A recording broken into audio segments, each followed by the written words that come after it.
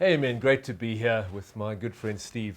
Just talking about what it means to be a man, the struggles men have, the issues we face, the battles we face, and what does it mean? What is this thing? What does it mean to be a real man? My name is Craig Wilkinson. I've written a few books on fatherhood. That's become a real passion of mine. Fatherhood, fatherlessness is a major, major issue in our society, particularly in South Africa, but around the world. Do a lot of work with men around gender-based violence, and do a lot of work with men around, what does it mean to be a real man? I run an organization called Father a Nation, and we work in communities around the country and beyond. My good friend Steve, we met many years ago in difficult circumstances, but have really become great friends and great brothers. And it's a real privilege to sit here with Steve Mululu and talk about these issues with men. Beautiful. Guys, as Craig says, I'm the gym guy. People know me purely as the gym guy. My background has always been in the physical training. I've always been the bodybuilding, weight loss kind of guy to go to. But I've always used that as an avenue to solve societal problems. And as we sit now, we're living in times where there's a lot of chaos. And I had to take a step back and ask myself, based on what I have and what I know, how can I use this as a solution to bring some kind of relief, the kind of societal pain most of us are going through. So I've always used exercise, the physical aspect of it, to build your spirituality, feed your soul. And I've got an organization that also called Men of Honor. I've always used exercise to say that I come from a very rural village, and my role as a man was always very well defined for me. I never had problems knowing when I became a man. And one of the biggest issues, most men that I deal with now and previously, my first question to them is always, when did you become a man? And all I see is this blank stare on their face. Most of them will always tell me, when I did matric. Right. When I got my first car, when I finished university, when I started working, when I got married. And does that make you a man? And you can see, the men are conflicted. The men are conflicted. What makes my case different is because of the environment I come from. We've got what we call rite of passage. Right. And the rite of passage, there are steps that you have to go through, and each step that you go through comes with a responsibility, and you exactly know where you are in your rite of passage. And No confusion. No, there's no confusion, and what responsibilities come with it, because the society, even my own mother, treats me differently after I've been circumcised, after you get married. And I think that's what's lacking now. Yeah. So all we have is this overgrown boys trapped in men's bodies. Right. And all of a sudden it becomes hard for a 50-year-old, 60-year-old man that is still behaving like a 20-year-old. And you tell them, come on, man up, be a man. What does that mean? So he looks at you and, what do you mean by that? Or when you tell him you're behaving like a boy, the guy gets annoyed with you. How can you say that? But you say, aging is not passage of time. It's gaining of wisdom. But if you keep on still doing the things that a 20-year-old does, You haven't gained any wisdom. you haven't. So there has to be, you are stuck in a phase of your life that is not serving you. Yes, yes. So I use the gym purely as rite of passage. It's a wonderful metaphor, isn't it? I find it like that, because I always say the one thing that makes you a man, there are so many ways that we're gonna go into when we get into at the end of this series. But one of the basic ones is your physical fitness. Yes. Yeah. Where I come from, you have to go through certain physical obstacles To show that you're a man. to show that you're a man.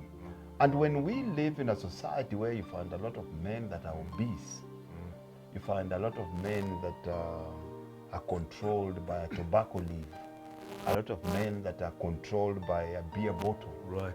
So it tells you we need to use exercise. If I can get you to use this exercise, to prove to yourself that you become a man by overcoming your physical obstacles, then that becomes your rite of passage in these present times. And, that's where we come in, using Dream Body Fitness and, of course, Men of Honor. Right. If you go through this 100 days and let's see who comes out. Right. And it's transformational, isn't it? That's it. But I think what you're saying, Steve, is so powerful and important. Most men today grow up not knowing what it means to be a man and not knowing what their passage into manhood. You know, it's interesting. I come from a very different background to you, not a village, not rural at all, where there was no clearly defined route to masculinity. You know, often it's, you know, when you have your first beer, or you get drunk, or you sleep with a woman, you know, I mean, wrong perceptions of it. And as you say, we grow up never learning to be a man because there's no discipline, there's no external discipline, no internal discipline. So when my son turned 13, I decided to take him away with a group of men on a rites of passage. And it was a profound event. I only had 8 of us, and these were all men I didn't know you at the time, or would definitely have included you had I known you. But they were all men that I respected, you know, and men that had something to give a younger man. And we went away for the weekend, and I asked him to bring a gift and bring a message that an older man would impart to a younger man. We had the most fantastic time. But you know what struck me the most, Steve, was not the impact it had on Luke, my son. He was deeply touched, but the impact it had on the other men. All of them were, some of them came to me afterwards in tears, and they said, Craig, you know, I didn't know what I didn't have. I never knew that I missed this. There was this longing for an impartation of manhood and masculinity and a wisdom they never got. You know, they had to kind of find their way into this thing called manhood, and they still felt like they were winging it. You know, they still felt like, you know, I don't really know what I'm doing, or you know how do I run a marriage? How do I run a business? How do I just do life? You know, because they hadn't had it. And so I think we desperately need that. And I love the physical metaphor, you know, it's a beautiful one, you know, external discipline. If you can control, you know, someone once said to us at a youth group meeting, he said, if you can control your penis, you can control your life. And we laugh, but we realize it's true, you know, if there's external discipline, it extends internally, and you can run and manage your life. And we don't see that enough in the world today, do we? Men who know what it means. See, we have a big case of lack of men in our society now. You know, you are born a male, but you have to qualify to become a man. Exactly. And no one knows what that means. That becomes a big issue. Now, the biggest issue for us now, we are a society that looks down on old people. Yeah. And a good example for me, I don't know for you, and I talk to a lot of guys here, I'll stand in the gym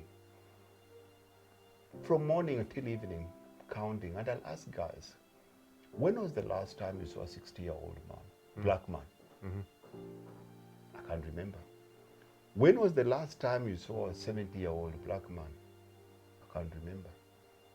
When was the last time you saw an 80-year-old black man? I don't know. I've never seen. When was the last time you saw a 60-year-old black woman? Say, they even point, they're there. So what we have here is a culture where, and especially from an African perspective, where most of our older men, they've been discarded to the periphery of the society. Yep. And because most of us don't look after them, most of them, because of stress, because of being the outliers and all those people, they have died from high blood pressure. Show me any 60, 70-year-old black man that doesn't have high blood pressure, that doesn't have diabetes. But the social impact, nobody looks at that. Right. Because my problems at 30 and my problems at 40 are totally different. I need a 50-year-old man to tell me, boy, these are the challenges you're going through. Just take one step forward. Yeah. Everything will be fine. Boy, when I get to my 60s, I need a 70-year-old man to do that. So we're losing that wisdom. Yeah.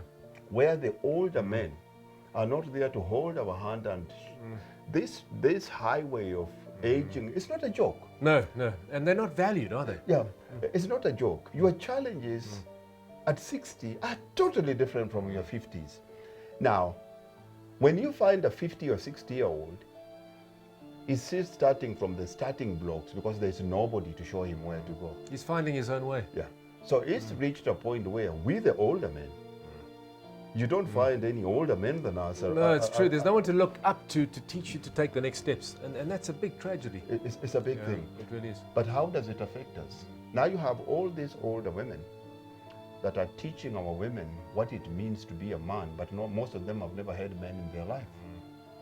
Well, you know, Steve, I often use the example of a car, for that. A car's a beautiful thing. We use a car every single day from A to B, but a car's also a dangerous thing. Many, many thousands of people are killed every year in a car. You cannot learn how to drive a car, how to manage a car, unless someone who knows how to drive a car teaches you. Masculinity is the same, isn't it? I mean, there's certain there are lines on the road that you need to drive this masculinity in. There's certain speed limits, you don't go over that. There are traffic lights, there's stop signs, you don't drive inebriated. And it's a wonderful metaphor for masculinity. We need men who know how to drive the masculine vehicle, to teach younger men how to drive a vehicle. I'll never forget, when I was in youth leadership many, many years ago, I chatted to a young guy who was 14 years old. His name was Brett. He was 14 years old, and he tells this story, Steve, how he was away on holiday with his family, and he had the kind of father that was there but not there. Those men, they're always behind a device or a newspaper, so they're never emotionally engaged. And he saw a group of boys fishing, and he wanted to go and fish. And he had no idea how to fish. So he went to his mom's cupboard and he got a pin, and he bent the pin, and he got a piece of string, and he tied the string to the pin, and he got a piece of bread, and he put the bread on the pin, and he went and he sat the next morning by the river alone, and he threw this in and he tried to catch a fish. And you can never catch a fish like that. And this young boy's life, it didn't end well. He went on to get involved in drugs, and he ultimately ended up taking his own life.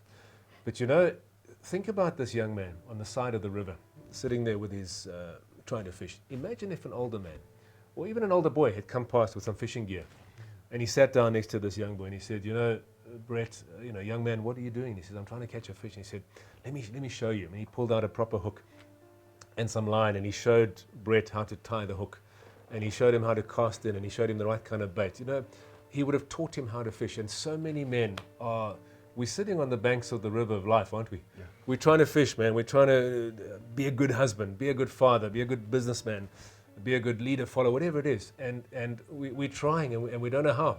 We haven't had that mentoring, that older man, that older boy teaching us how to do life. And I think this is the major tragedy. We give up. And even using the same analogy of a car, how many car accidents do we have in a day? Lots. Yeah. But I'm yet to meet anybody that has been in a car accident that says, I'll never drive again. Why?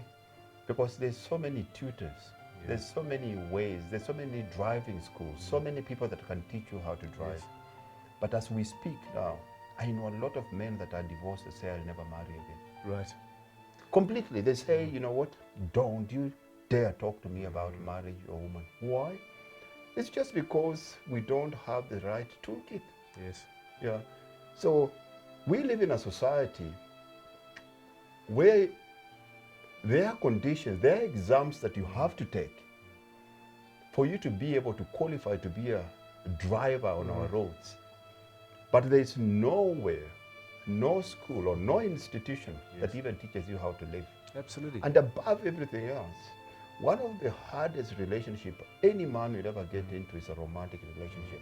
But nobody prepares you. No, there's no manual. There's no manual. And fatherhood too, there's no manual. There's no manual. But you are getting into a relationship with somebody that has been trained all their lives. Yeah. Because most girls, think of your sisters, at a very young age, you see them with the little dolls. She's already being trained to be a mother. You see her with her little plastic cups, making tea and serving her friends. So we have a society where girls are being trained to be wives, but boys are only being loved. Or abandoned, Or left. How many fathers are just not there? Or left, because when I say loved, it's more from the mother's side. Boys that come from homes where there are no fathers. Yes. So because the mother doesn't have a man in her life, she takes all the love and every lack she gets in a man and transfer it into the boy. Yes. So you find a 21-year-old that has never worked. He wears 10,000 rand shoes. He's got this gadgets that cost thousands of money, and he sits the whole day watching or playing computer games. Right. But it's never worked. Because what a father brings is the discipline and hey boy, get off your backside and do something, you know, and it's so needed. That's it. Yeah. A father's touch is worth mama's 20 kisses. Right. Well, I mean, that's a lovely statement. But I mean, the issue is we need moms and we need dads. You know, we need that co-creation, don't we?